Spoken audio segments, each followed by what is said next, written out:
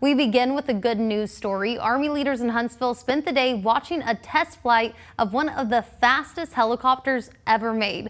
The one-of-a-kind helicopter is part of the Army's future vertical lift program. Our Kelly Kennedy tells us what makes the S-97 RAIDER prototype different from other helicopters.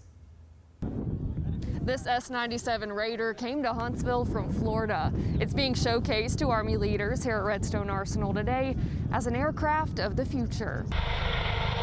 This is our entry into the Future Attack Reconnaissance Aircraft competition for the Army. Unlike Sikorsky's Black Hawk helicopter, the S-97 RAIDER doesn't have a tail rotor.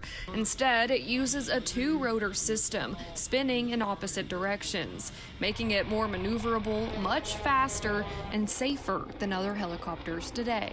Level body acceleration, level body deceleration, and significant speed.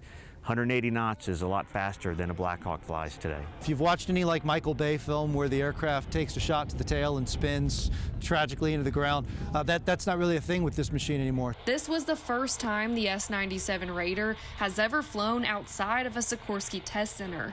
The goal is for these aircraft to be flying in support of the nation by 2030. The threat increases, every year, so the capabilities of these aircraft need to increase. This helicopter is designed to enhance warfighting capabilities for pilots. To be able to bring in everything that's happening in the battlefield and synthesize that, particularly for a scout pilot, to be able to understand what's happening around them and then to be able to in real time project that back to the headquarters, I think that's going to be of paramount importance. Developers say this prototype could one day be used outside of defense. Whether you're the Coast Guard or an EMS, the ability to move people quickly when they need to be moved quickly, I don't think you can understate that. Putting the Valley first, Kelly Kennedy, WZDX News.